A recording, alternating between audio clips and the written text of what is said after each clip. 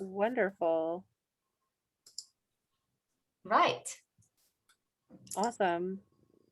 Well, so in the habit that we've set up, Roxana, I want to say on behalf of Stanford that we're delighted to continue hosting the Philosophy Forum. And thank you for letting us continue to do that.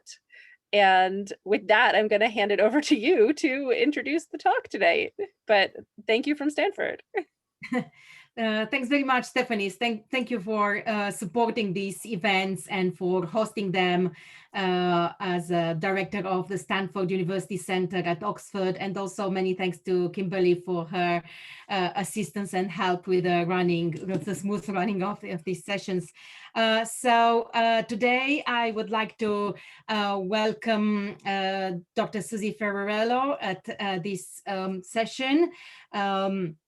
So I'm delighted to have you here. Dr. Susie Ferraro is assistant professor at California State University, East Bay, and she also is a philosophical counselor.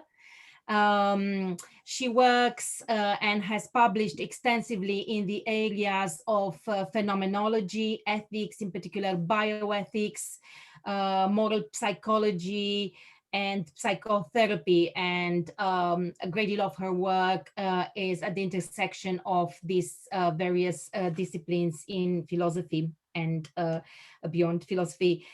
She published a number of books. She's the author of The Role of Bioethics in Emotional Problems, which has just came out, and which follows up from her previous book on human emotions and the origin of bioethics. Dr. Ferraro also published a book on sex, love, and intimacy, and another book on the ethics of lived experience, which was preceded by a book on Husserl's ethics and practical intentionality. She also co-authored a book on ethical experience, a phenomenology, and edited a number of books, including Phenomenology of Intersubjectivity and Values in Edmund Husserl, Phenomenology of Bioethics, and she currently works on two major projects, a book on the vulnerability of human world, and another big book collection on the topic of empathy and ethics. So today, Dr. Ferraro will give a talk on meaning-making activity in the emotional experience of borderline personalities. Thank you so much, Roxana, Kimberly, and Stephanie, for your warm invitation and for making this possible today. Thank you, the audience, for the audience to be here, and feel free to ask any question as they arise. I would be very happy to answer. So, yeah, as Roxana said, today I'm going to talk about a meaning-making activity in the emotional experience of borderline personality disorder. I believe that if we look at this lived experience, something interesting shows up that can help us to make our intervention for this kind of problem a little bit more informed, not easier, because it's a very difficult area of work. So the questions I'm going to ask today are the following. How can emotions take over reality? How does it happen that an emotion can become more real than the reality itself and clouds a person's judgment? What can we do to harmonize meanings and emotions together? So To address these questions, my talk is going to explain first the emotional cycle of people affected by this disorder.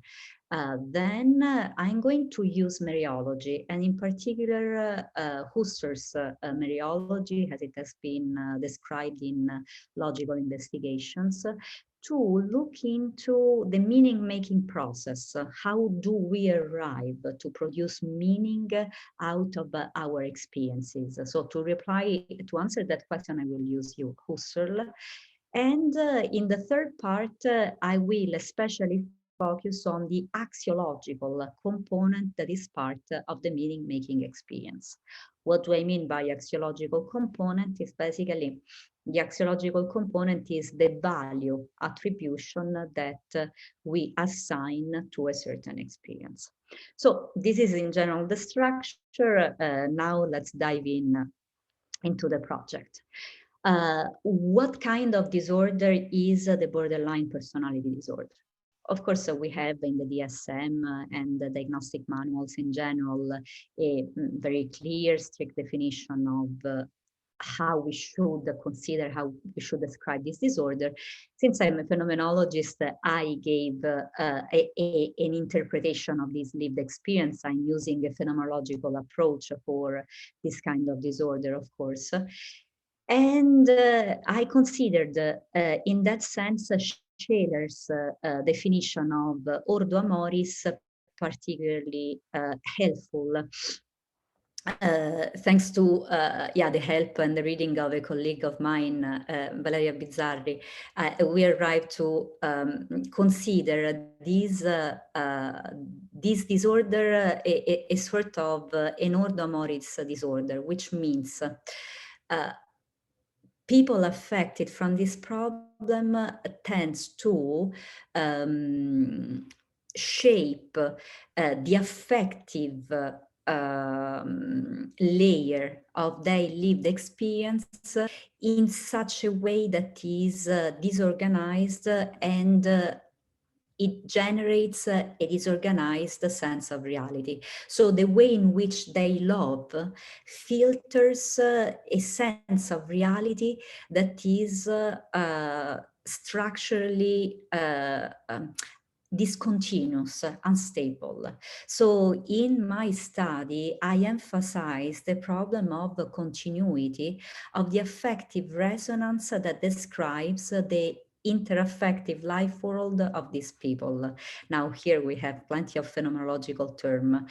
By affective resonance, I basically mean that kind of back feeling, back and forth emotion that you have when you spend, I don't know, a nice afternoon with your friend. So you resonate, you feel together, and the two of you create an interaffective life world. It's not that it's just you and just her. Your resonance together creates a nice harmonic life world in which you two re-energize and feel good together. The problem with this kind of disorder is that this world, the very existence of this interaffective life world comes and goes as fast as the emotions come and go. So when we talk about emotional instability of BPD, of borderline personality disorder, or emotionally unstable personality disorder, we are talking about existence. We're talking about this interaffective life world that comes and goes, that exists and ceases to exist as fast as these emotions come and go. And this is, as you can already see it, extremely draining, because it's not just about, okay, this person is not smiling back, smiling back at me. All right, maybe he's having a bad day. A smile that is not returned might mean, this person does not exist anymore for me. Is not anymore there. I cannot make sense. I cannot make meaning out of it. Is is not there anymore for me, for the meaning of my life world. So this is in general the picture. Now we are going to look into it. This is the problem as I see it. Now, how does the problem arise? Of course, there is a wide literature on this problem, and if you want, I can give you the slides. At the end of my slides, I put together all the literature I consulted, and you can check on this, and I put numbers to recognize where and how. In general, borderline personality disorder is described, especially by biosocial theory, as a poor social functioning of the environmental answers toward the emotional vulnerability of the developing child. So while the child was developing, the environment was not nourishing enough, was very discontinuous, and this created a poor social functioning. This poor social functioning expresses itself into impulsivity, high emotional sensitivity, a strong reactivity, a slow return to baseline, sadness, hostility, fear, and attached to emotional reactivity and emotional sensitivity, we see in particular the emergence of these emotions like shame, anger, fear, anxiety, a strong sense of rejection. And these emotions in general altogether create an ongoing state of rumination. So instead of letting the emotion go as fast as it arose, they hold on this emotion, and it starts a ruminating process. Now, I wanted to give a face to this description because I'm a phenomenologist, and I think that the lived experience is always the beginning of everything. And as you know, with time, there's a proliferation of websites in which, fortunately, we can vent our feelings, share our stories with others. And this is a very good website I found that is especially dedicated for a forum for people affected from, diagnosed with this disorder. So here, for example, we have this witness that says, I know I keep having these ups and downs, but if I don't get off this roller coaster, I'm worried he's just going to get sick of it and leave me. Here, I think two and more important things emerge. One is the poor assistance that generally borderline personality disorder receive, because it's difficult to handle with this emotional intensity. So different from other disorders, borderline personality disorders are notoriously received less medical assistance or mental health assistance than others. And also, it's a disorder that is very undermining in the interaffective life world of the individual, as I was saying at the beginning, because it's difficult for people belonging to their emotional lived experience, to their emotional life, to keep holding on this kind of emotional roller coaster. There's this other passage in which another person says, I had always felt different growing up. I didn't have a stop button when it comes to regulating my emotions. Even the good emotions exhausted me. In the article, this presentation is an article I'm preparing, hopefully for psychopathology. In this article, I put together more testimonials. Here I chose those that I find more meaningful. And here what I think it's relevant to keep in mind is how even good emotions are exhausting, because the intensity that each emotion evokes is such that even if it's good, it creates an ongoing climax that the person has to live up to, that can't let the person enjoy its own world. An example I use, it's as if you have a radio whose frequencies are always disturbed. Sometimes you hear it well and strong, sometimes low.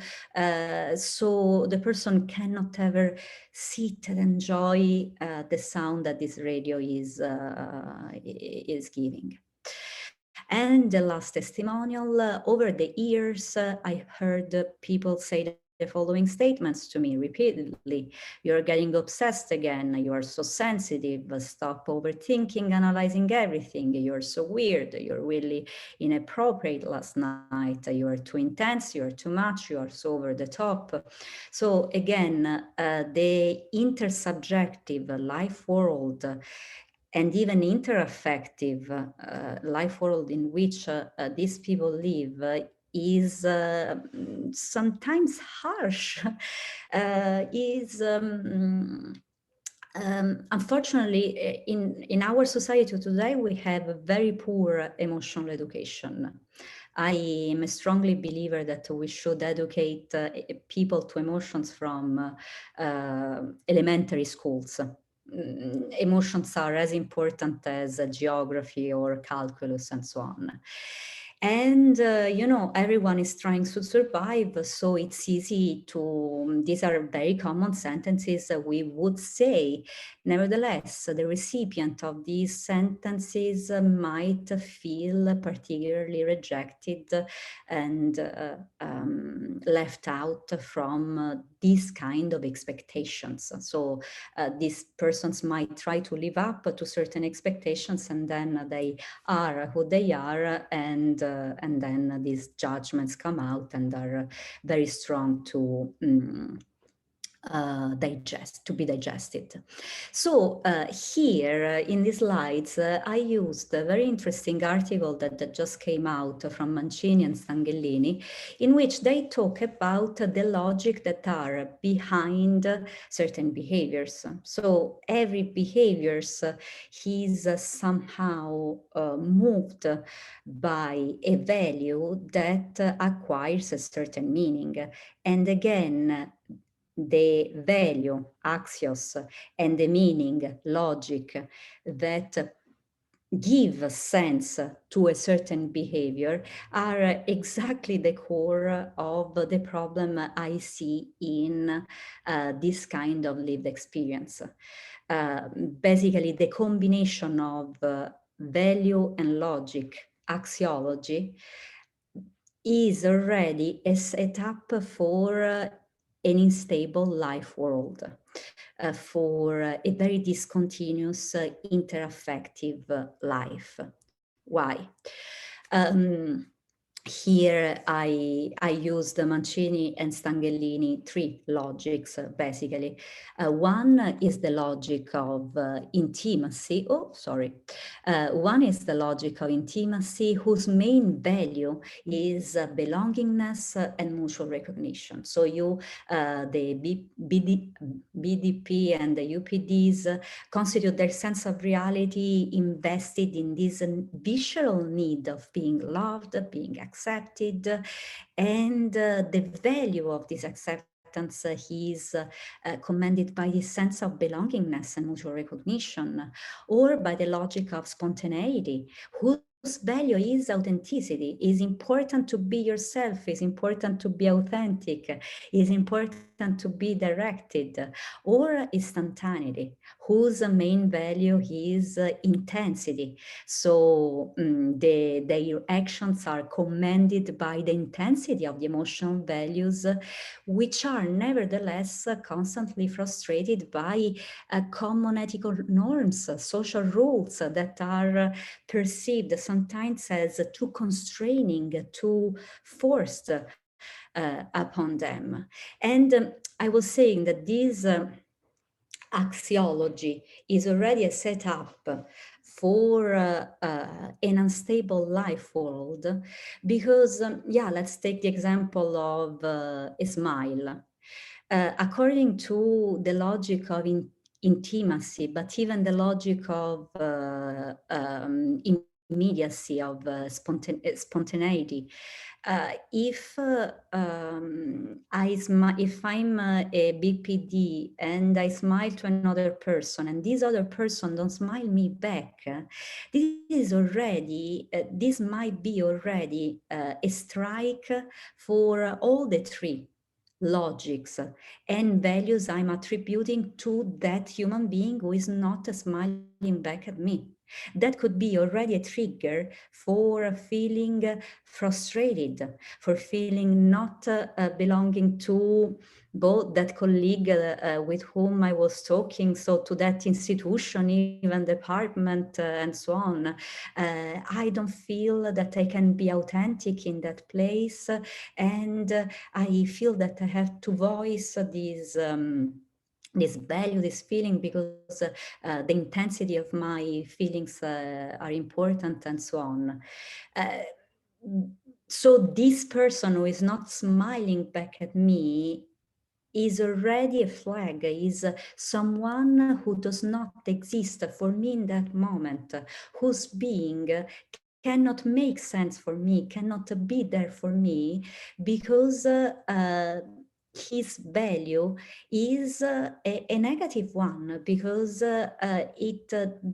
it does not it's not consistent with my logic. Another example could be that of a father having a coffee with his own daughter and forgetting to invite the other daughter to enjoy this coffee. Might happen, especially if we are talking about older children who live far away from the parents' place. But it would be an incredibly hurtful experience, knowing for the BDP, for the borderline personality disorder person, that this invitation has not been extended. It might feel like I do not belong to this family anymore. I'm being rejected by this family. So again, where do I want to stress my attention at is that we are talking about existence. We're not talking about emotions.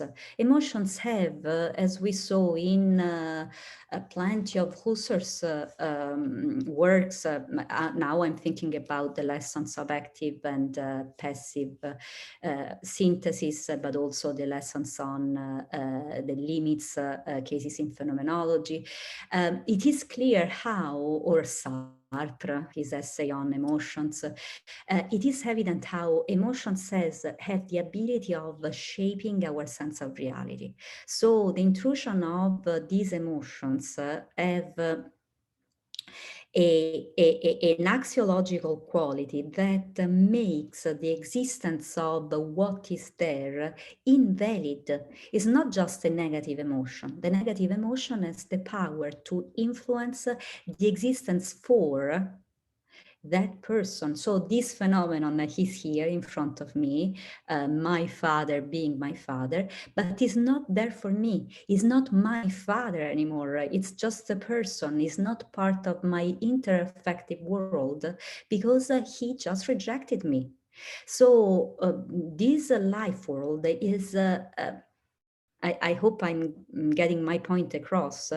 It's a very frightening and exhausting world, since the continuity of its affective structures come and go as quick as their emotions do. So when we talk about roller coaster, we are talking about an ontological roller coaster.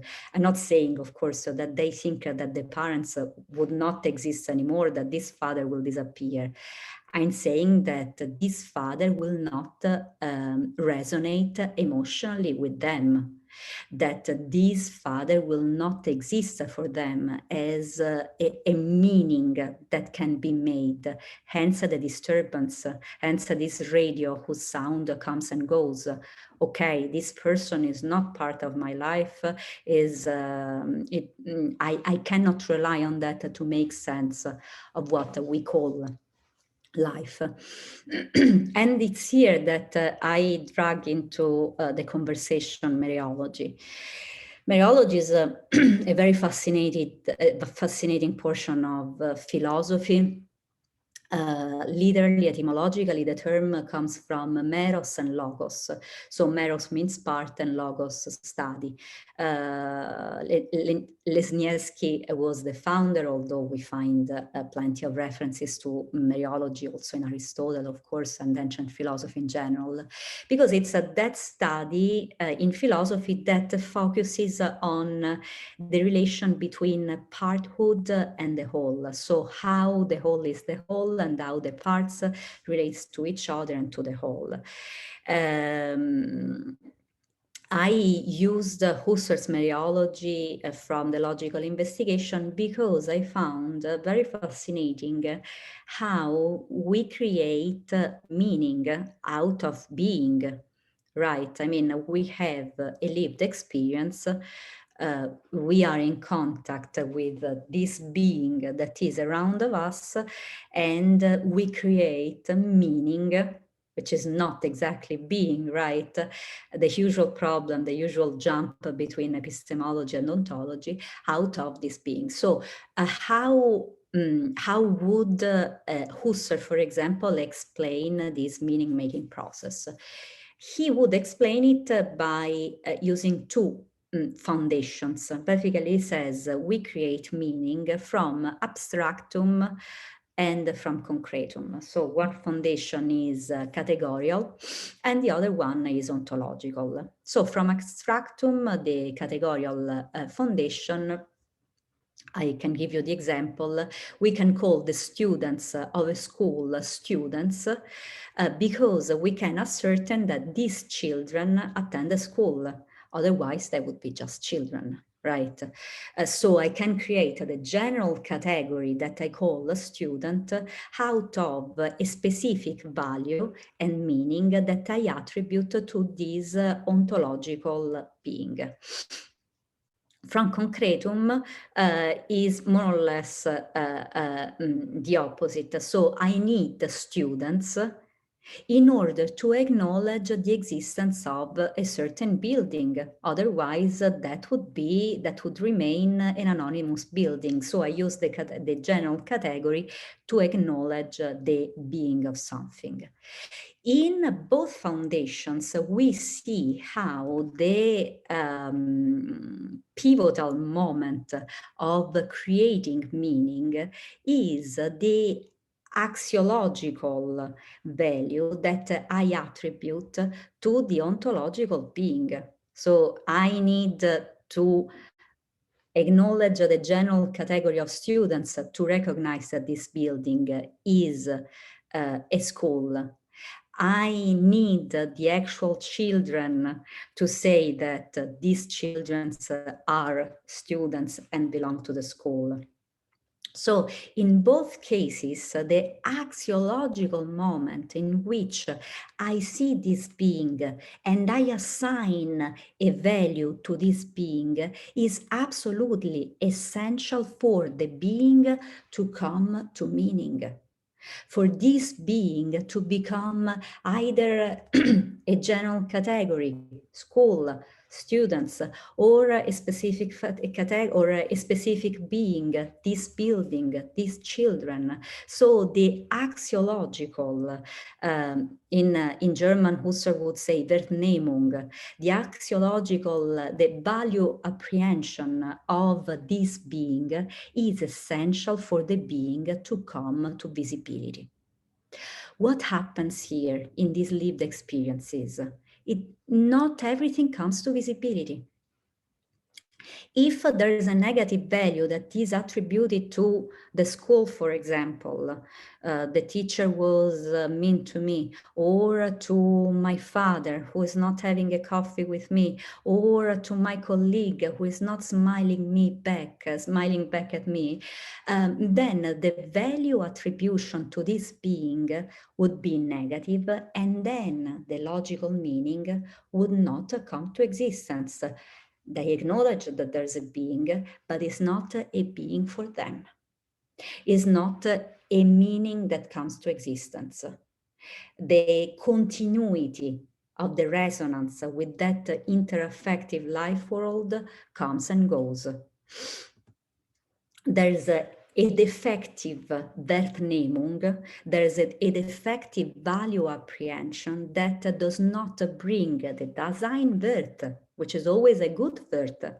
So these value existence, it doesn't come to goodness, it doesn't come to there-ness for us. This is in Husserl Material Band, I think number 9. It's really a fascinating reading to make. So since this there-ness is not there for us, then this concreta, the ontology, the being of what we have in front of us, do not become meaning. We have a defective Wertnehmung. The school would not exist in its social functioning. The father would not be the father, would be just a person. The colleague would just be a being. There will not be that sense of network, connectedness, interaffective, continuous production of meaning would be something that comes and goes.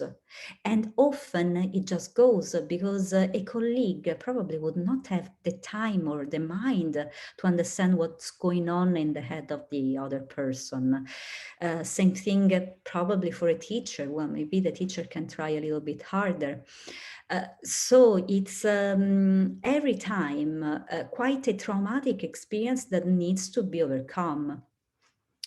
To be overcame. So here, I created a diagram to explain this dynamic with an image. So when there's the foundation of the abstractum from the concretum, when we are trying to make sense of something specific to create a general category of meaning, then these Wertnehmung, this axiological apprehension, this value apprehension of the being, of this X, because it's just a being, we don't know what kind of meaning this being is going to have for us, becomes, remains, not becomes, it remains an unknown. This existence for remains an unknown.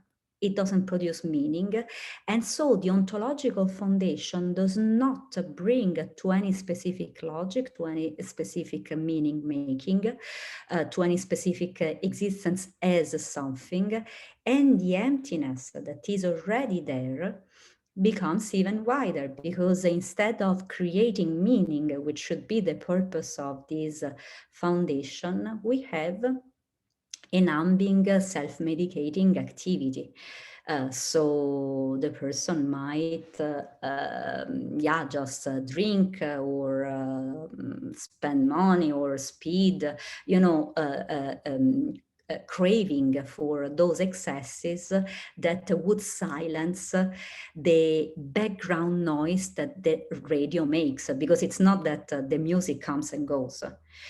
When the meaning doesn't appear, we have a whole of existence. Another example I used in the article is, I'm English, as you can hear from my accent, is not my first language. And I lived in different countries in my life. And I very well know the feeling of not being at ease with the language that is spoken. And you have moments in which you understand, moments in which, okay, what is this word? Moments in which you are back in the conversation. This is very much the feeling. It's not that something does not exist and, okay, it doesn't exist, I don't care, I can relax. No, it creates even more anxiety because you want to be part of the world, because it's your world, it's your interaffective life, it's the resonance with your family, with your romantic relationship, can you imagine? And there are moments in which the sound doesn't come up, there are pieces that are disturbing, that do not make sense. So the emptiness becomes wider, the numbing activity or the rejection is a way to cope with the problem, but very rarely brings to results, to good results. Rather, the rejection, always in that article and in my other book on human emotions, obeys to the paradox of self-exclusion.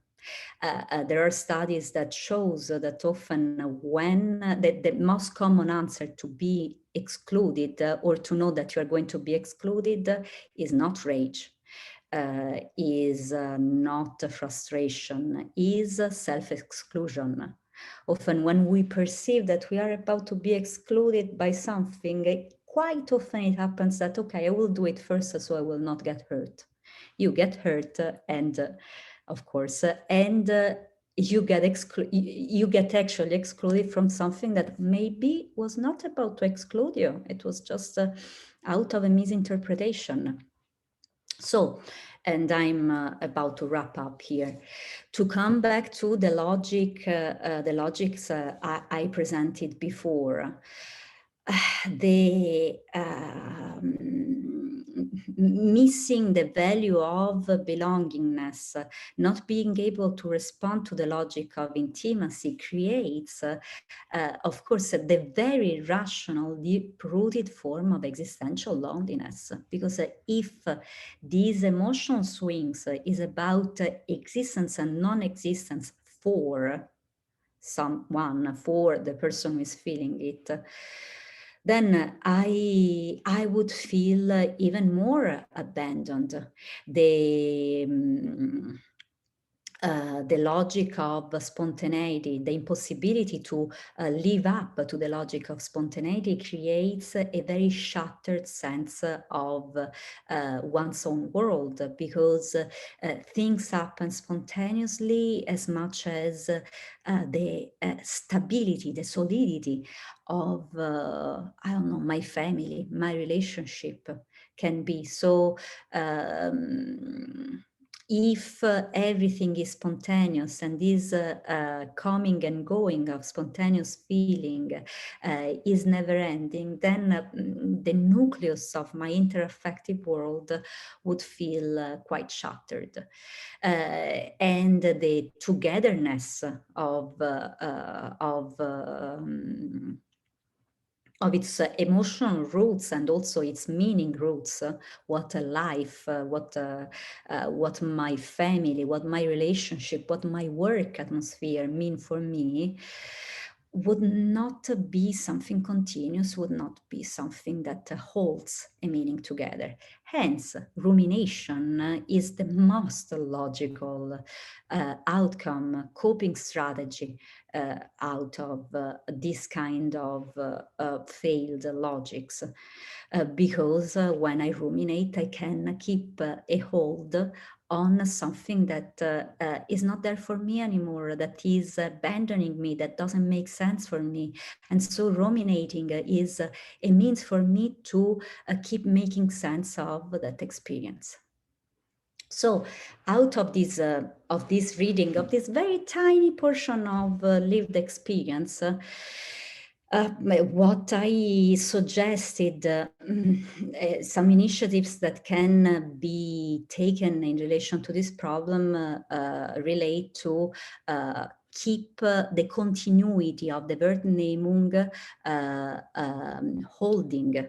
I mean, even if the Wahrnehmung, this value apprehension, is defective and sometimes classifies things with an X, so no meaning for me here, a suggestion to keep going this continuity could be to transform these invalidations in resting moments of suspension. So to use the epoche, for example, as an exercise to attenuate the existential sense of abandonment and the illogical meaning or failed logic, I would say, meaning-making process that this defective Wahrnehmung creates.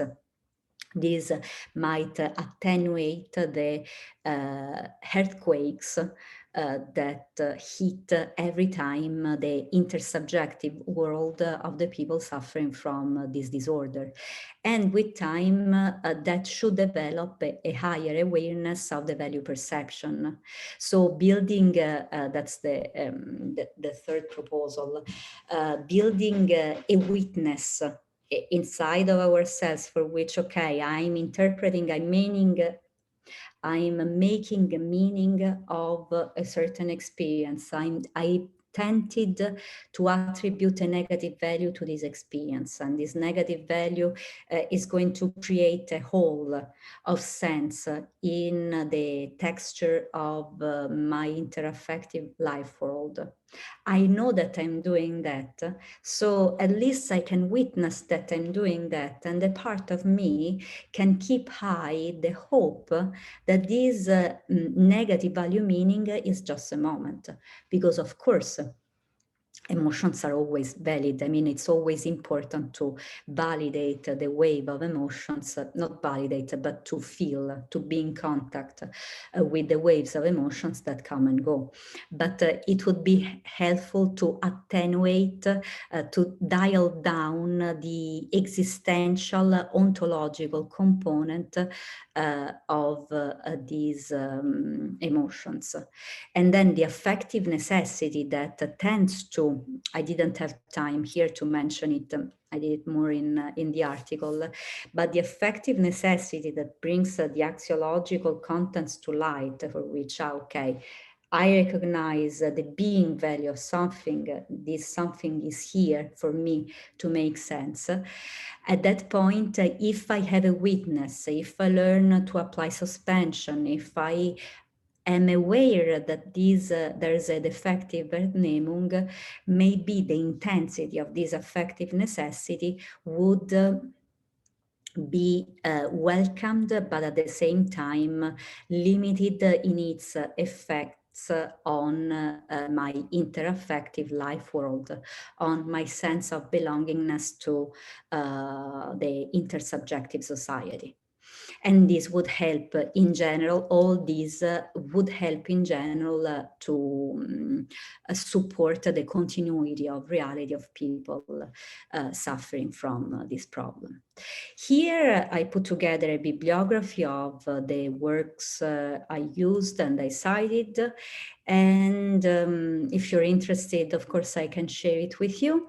And thank you so much for listening and to be here with me. I look forward to the questions you might have. Okay, thank you very much. So yeah, before we move on to questions, so if people have questions, please put them in the Q&A box. Yeah, you can use the Q&A functionality and let us know what your questions are there. So I'd like to begin with, before we move on to questions, if I may ask you a question about the relationship between axiology and phenomenology. So you said that the meaning production, so you talked about how we create meaning out of being, and this happens through the axiological move of assigning value to things, and you use the example of the school. And I was wondering about this relationship between meaning production and value attribution. Are you suggesting that value attribution is more fundamental than meaning production? And I'm asking this from perhaps like a hermeneutical perspective or approach, according to which we move in circles of meaning, and it's through meaning production that we assign value to things. We care about things because they make sense to us in certain ways. And on this account, meaning production is more basic, and value, the assignment of values rests upon, is grounded in production of meaning. So I was wondering if you can say a little bit more about the difference between meaning and value, and why meaning grounded in value. I would love to. I will take it from here. I arrived at this conclusion because I studied for a while Husserl's ethical lectures. Right, we have the volume 28 of the Husserliana, the volume 37. Husserl started working on his ethics in 1908, and until 1924, he was still planning his ethics. And it was super fascinating for me, consider I was, when I started, I was an undergraduate student, and I fell in love with this project because he wanted to create an ethical science that was as pure and as precise as logic and mathematics. And so I said, okay, Husserl, please bring me there. I would really love to have, ethical rules that are as clear as logical rules could be. But it was, a hard work to go through.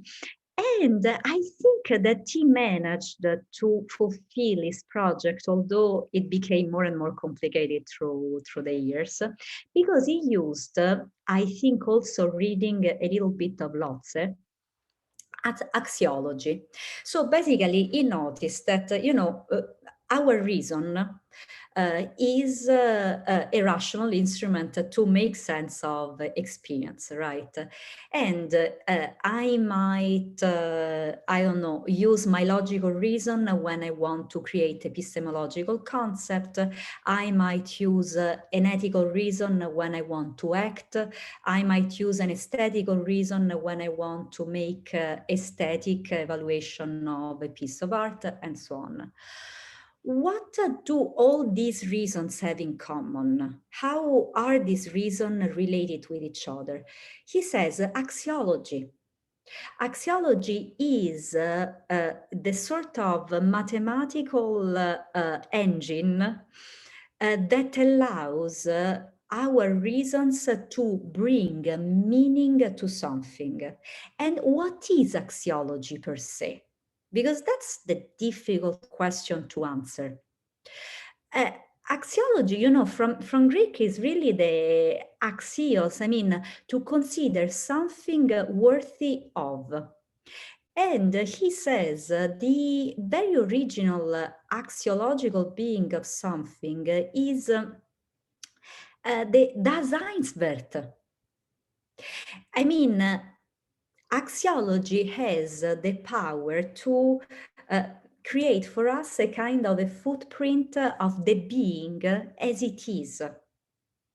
So axiology is the axiological function of our mind, basically, has the power to create, like a fist in the sand, to create the sort of existential measurement or appreciation of what is in there. And once we have this primordial, original sense for what is there, then we consider this there-ness as okay, a meaning. So I will use my logical reason, or a value for an action, my ethical reason, or my aesthetical reason. So the there-ness, something that is there for me, the design, if you want, is the very original motor of a meaning-making process that then can take any stellung, any positioning. I hope I answered your question. I took it a little bit from a large perspective, but I hope it addressed the point. Yes. Yeah, that's very helpful, actually. Yeah, that helps. Thank you. And yeah, I love your explanation. So we have a few questions, and I'll begin with the first question concerning narcissistic disorders. How do you differentiate this from narcissistic disorder concerning meaning? Thank you. That's a very good question. I'm very fascinated by narcissism because I think that our society suffers from anxiety, depression, and narcissism. If we can lighten up at least one of the three of them, we would all live a better life. And I wrote about narcissism in the role of bioethics in emotional problems. I think that in narcissism, different from borderline personality disorder and maybe bipolar and schizophrenic disorders, I think that in narcissism is not an axiological problem. There is the lacking of the there-ness for this person, but it's more connected to an intimacy problem. In my study of narcissism, I basically used the vector of intentionality, so I still used phenomenology, and I considered how in the narcissistic traits, because we cannot talk anymore about the disorder, in a person who has heavy narcissistic traits, basically the passive intentionality, which is basically life as you develop, as you live, as you are in this world, is not connected with the active intentionality. In active and passive synthesis, in the lectures on active and passive synthesis, Husserl describes how passive intentionality and active intentionality are in this cycle for which it's impossible to make sense of everything in life, but at least, your body awakes you to certain experiences and you say, okay, oh yes, I will make sense of this experience, which can be the stupid experience of feeling hungry. And my stomach is telling me, hey, you're hungry, to the most complex experience of a trauma. I think that what happens in a narcissistic person, in a person with strong narcissistic traits, is that this moment of awakening, which I call using Husserl's permission, practical intentionality. So these moments in which the practical life awakes us and say, hey, do you want to assign a meaning to that? In narcissistic people, very rarely happens, because they learned very early in life that if they assign meanings according to the expectations that others have for them, then they would be more accepted. So they started a cycle for which the passive synthesis are ignored over and over and over. They are detached from their organic body. And in fact, aging is a big deal for, it's a big deal maybe for every one of us, but for a narcissist, whoa. They tend to assign meanings from something that is external. And so they have huge problems with intimacy, with connecting with themselves, first of all, and others. So axiology enters into the discussion because, yeah, of course, the way in which they assign values to the being of their lives and something that should be making sense is again shifted. But they can see what other people can see. They can see what other people they chose to nurture the energy from can see. So I consider it to be a different structure. I hope it makes sense here and there. I think so. Yeah. So another question from Deborah Singsit. How would you address emotions in relation to DID and multiple personality disorder? That's a huge question, and I didn't have time enough to think about it. So I would think with you now. Certainly, in both problematics, there's a structure that has been created to protect. There's a strong protective structure that creates a kind of a shelter, not a shelter, but yeah, an armor to shield from emotions.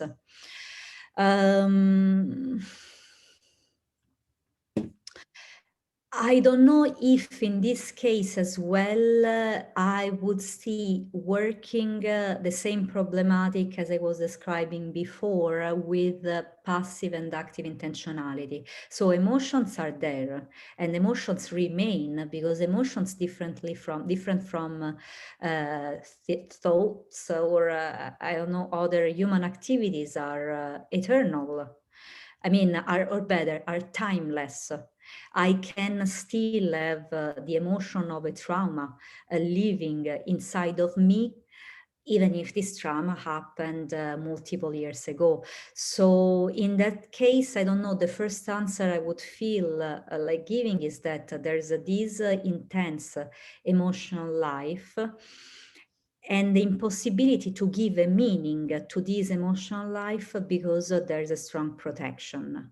So I don't know, in philosophical counseling, I cannot work with people affected with these important disorders because, I'm a philosophical counselor.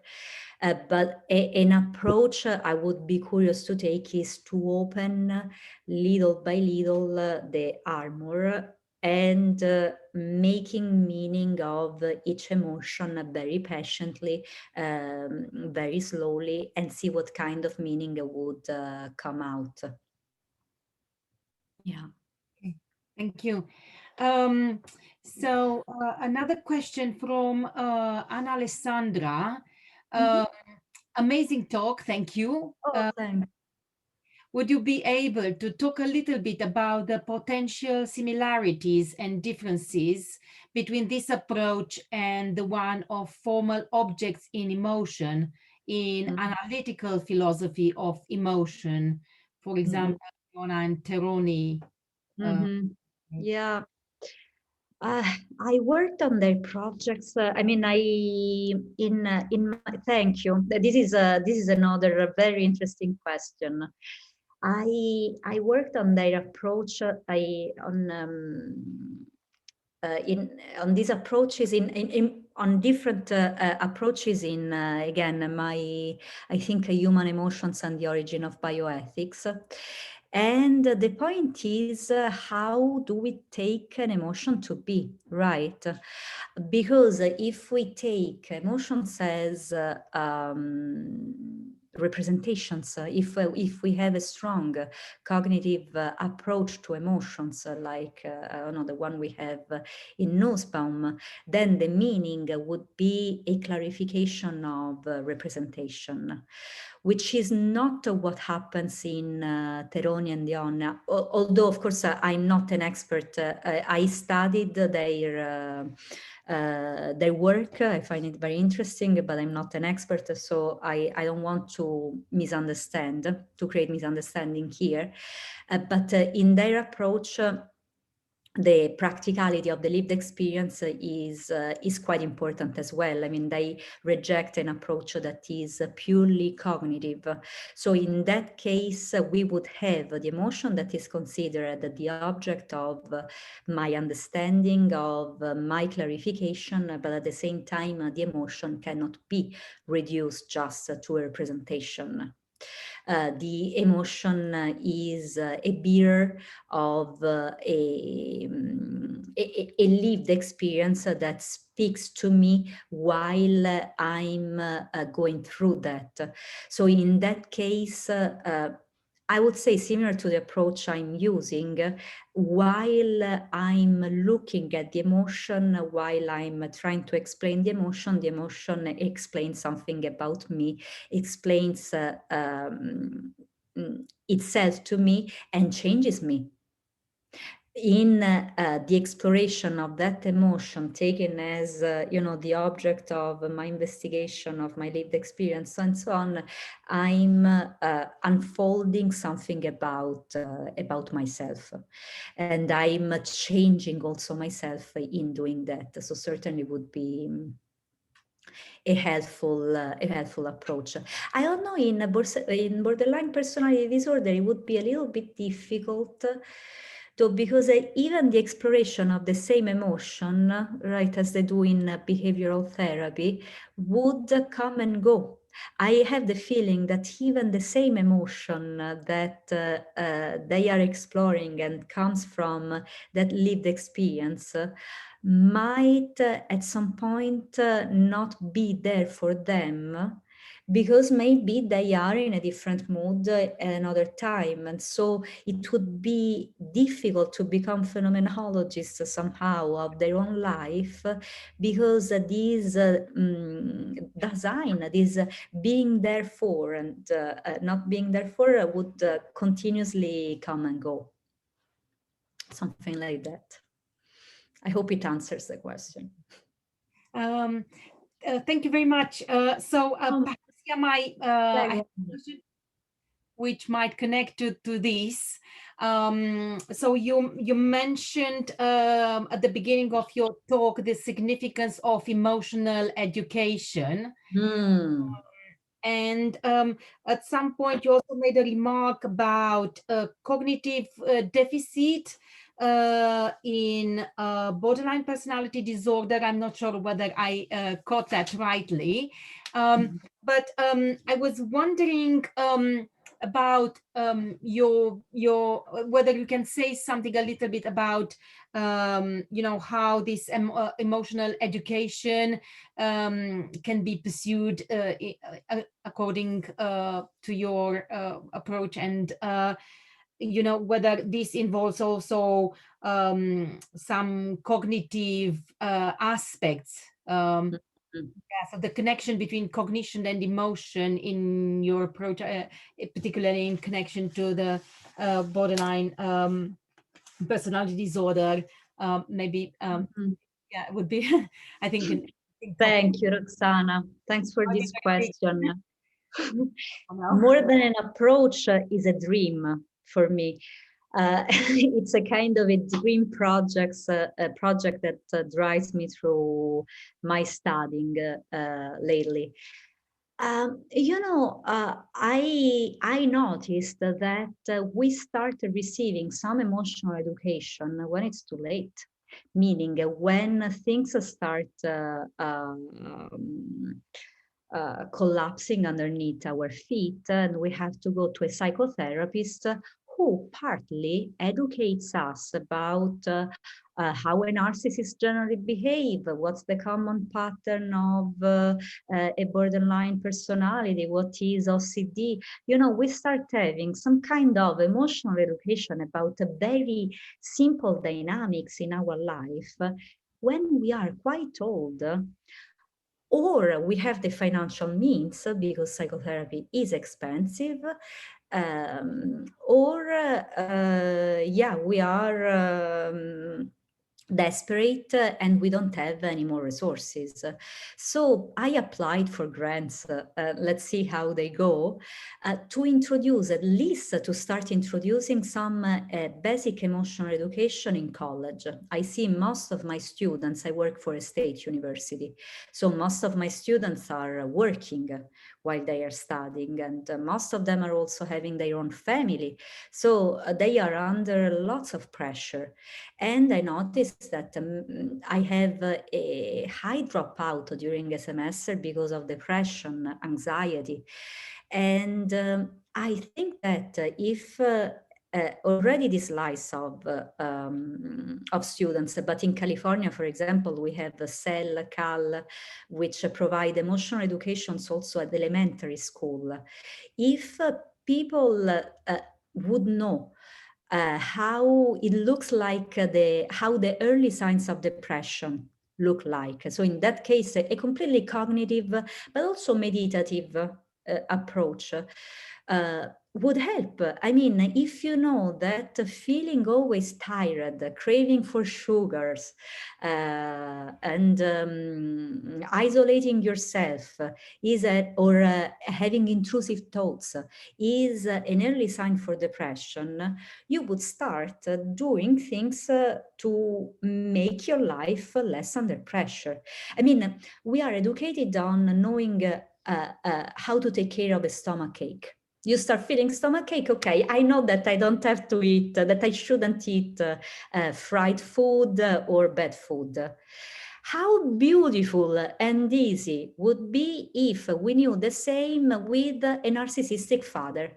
I know he's always making me feel bad about myself because he's narcissistic. Okay. I shouldn't take it personally. I shouldn't feel rejected.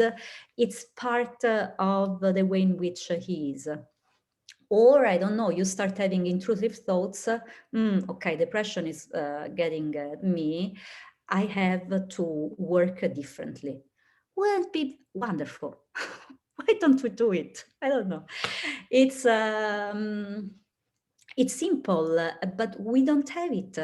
And depression and anxiety are on the rise, especially now with the pandemic.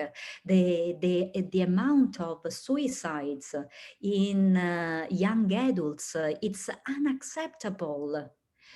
And nevertheless, we are creating even more an isolating, medicalized society, where the answer is, okay, take these pills when you need it. Sometimes you don't even need to have a talk with your psychiatrist to receive that pill, and you keep going. It's uncaring. It's uncaring. Yeah. Thank you. A question from Maria Dimova-Cookson. How does BPD affect moral development, and what can be done to help people with that condition to understand and live up to moral duties, presuming moral capabilities are negatively affected by the condition? Thank you. That's really what is in my heart. Now I'm writing, let's hope it will end, a book on the ethics of love. Because, you know, love is our main nutrient, right? It's out of love that we can nourish each other. Yet, we hardly ever reflected on the ethics of love. So how can we love people who suffer from important psychological disorders. And how can they love us? How can they, yeah, exactly what you said, how can they live up to certain moral duties that are important within a family or a relationship and so on? And these are important questions. Something I noticed is that we cannot use utilitarian. The game I started playing in my book is, okay, let's try to see which ethical school, which normative ethical school would fit in a loving society, in a truly loving society. Because, you know, under the name of love, we made so many mistakes. The parent that loves his children, but he doesn't want them to study philosophy or to marry an homosexual, and so on and so on. So no, how can we create something that is truly loving, welcoming, and accepting? So I tried to check with different ethical schools.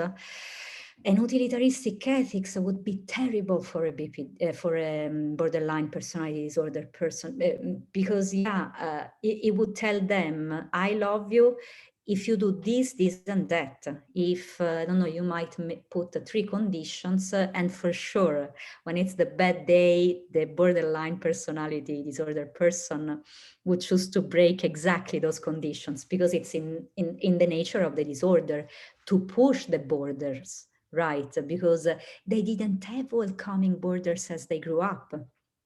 So utilitarian ethics, no.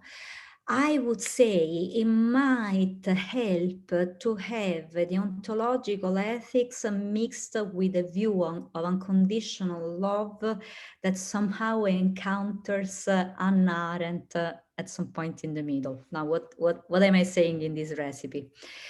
I think it's important to hold on the meaning of love as the ought, as the deon, as this main moral obligation. Now, what kind of love is this? What kind of meaning do you apply to love? And the most important meaning, I think, is the one that Hannah Arendt gave when she talked about amor mundi, which means the disillusioned love. Hannah Arendt said that love is an excluding feeling. We shouldn't talk about love in politics because, you know, if I love you, then I don't love another guy. So love is a very excluding feeling. Nevertheless, she brought up this notion of being excluding because she said, you know, love is a difficult feeling and we should be able to look at that from a straightforward point of view, without projections, without expectations, without pretending anything in return, which doesn't mean you have to accept everything that the other person is doing.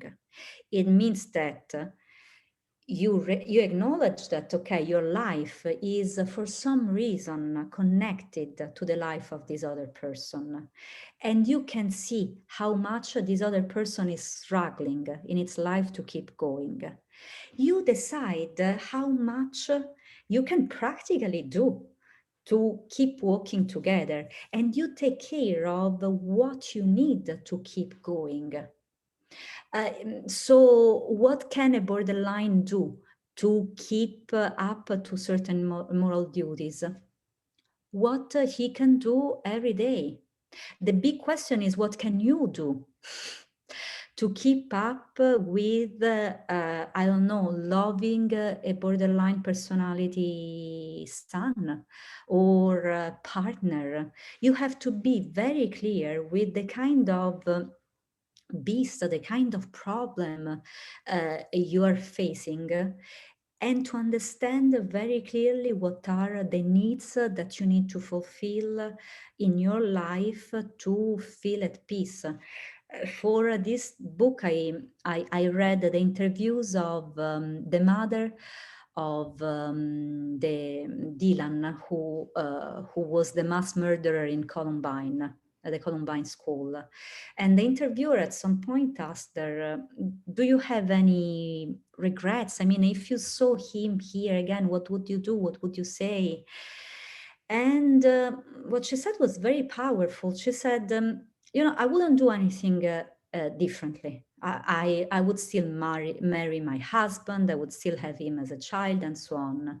What would I really do is to apologize with him because I wasn't capable to see him.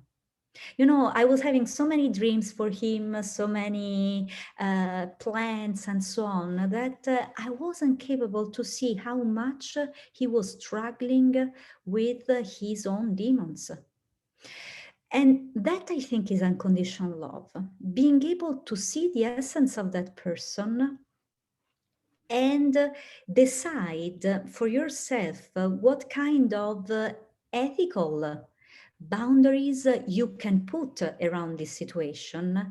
Nevertheless, these boundaries cannot have the power to erase love, because a common mistake that we tend to do is, okay, in order to live a decent life, in order to be a good person for myself and other, I will not love this person anymore, which is hurtful for all the people involved. So I don't know, I had clients in philosophical counseling that had abusive partners, and they learned to love their partners for who they are, but they decided to have a separate life from them. And now they can have a good friendship with them because they have very clear in mind what are the ethical boundaries that keep their life healthy in relation to, the struggle in which these people are living. But we need to leave space for love, because if there's no love, then there's hate and resentment, frustration, and that is more dangerous, I think. Anyway. Okay. Thank you. So Maria also, thank you. A final question from Roberta Guccine. So what exactly do you mean by value? Value is something I attribute to something, someone. Is it just a value judgment? Or do you mean value in a Schillerian sense? Do you mean it as a Schillerian value quality? Since you accept the concept of ordo amoris. Mm-hmm. And what is the role played by Fühlen in this frame, in your value perception? Thank you. Mm-hmm. Thank you, Roberta. This is a great question. It's very rich. I would use Husserl and say that value is Daseinswert, mostly.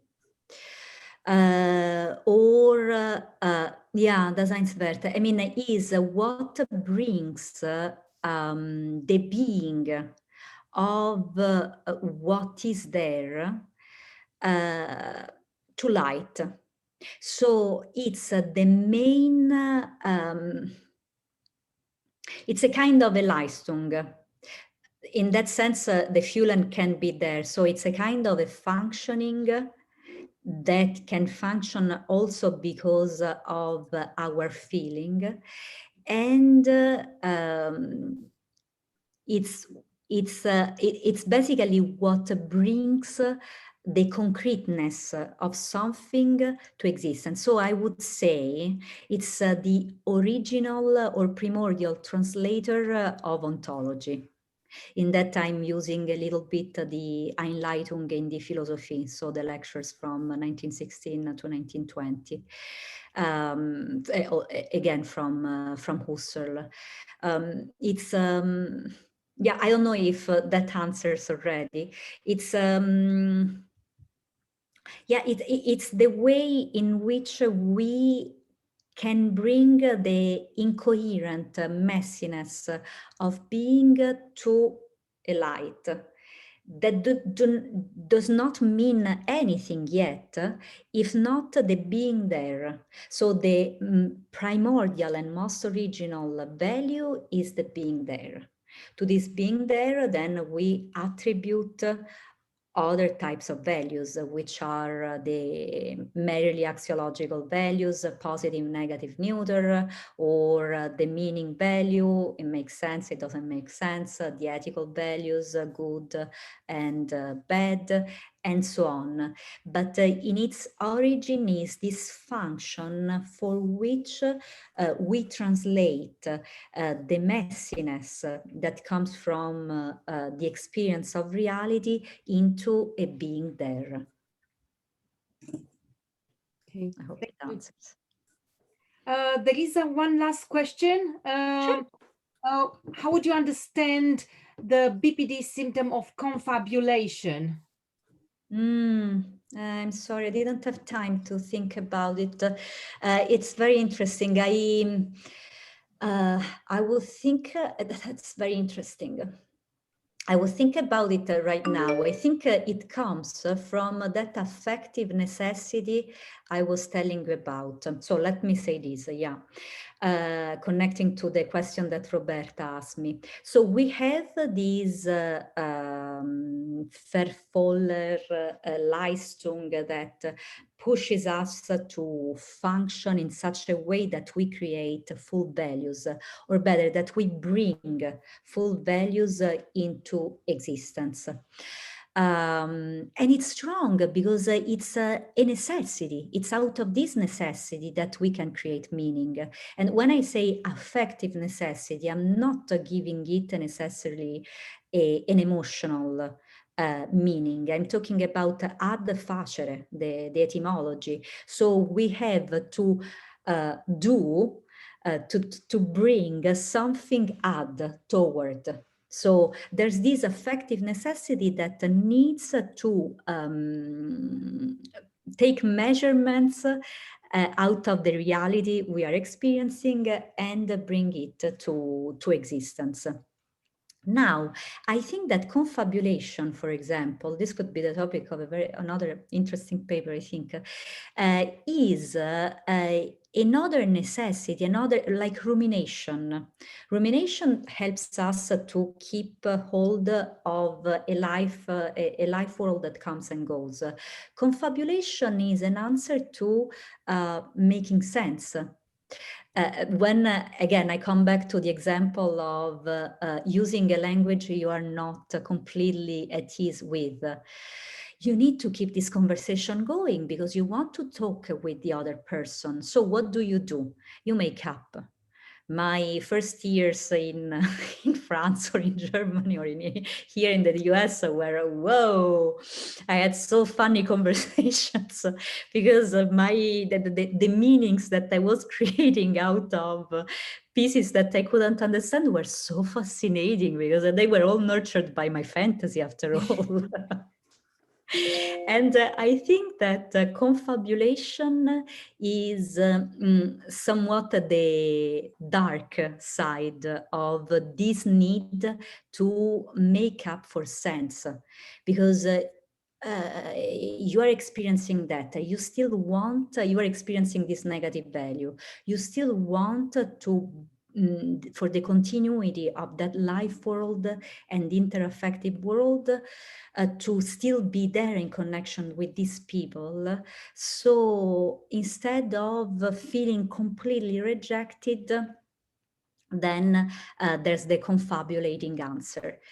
And it could be another way to hold on to these resonating experience. I can still resonate with them, but it's going to harm me. I don't know, this is a very first answer I give you because I didn't have time to reflect on that, but it could be interesting to develop this direction, I think. Mm-hmm. Yeah. Yes, that sounds very interesting, fascinating. Yeah. So, Anna Alessandra, I think, your question was addressed as well, concerning Good. confabulation, and I think that Right. quite clearly. Yes, questions keep coming, but I'm not sure we'd have time for more questions now. we're approaching the Yes, sure. the time limit for the session today. I'm afraid we have to stop now. But thank you so much for all the Thank questions. you. So thank you, everyone, and thank you so Great much, questions. Susie, for such an interesting and rich talk, and thought-provoking, and taking us into so many directions of your work. It's been really interesting to explore with you and listen to your thoughts on these issues. So there will be a recording of this session. All participants will receive an email with a link to the video recording. That's the end of our session today. Thank you very much, everyone. Thank you. Thank you all. Okay, thank you. We'll be in Have a touch. good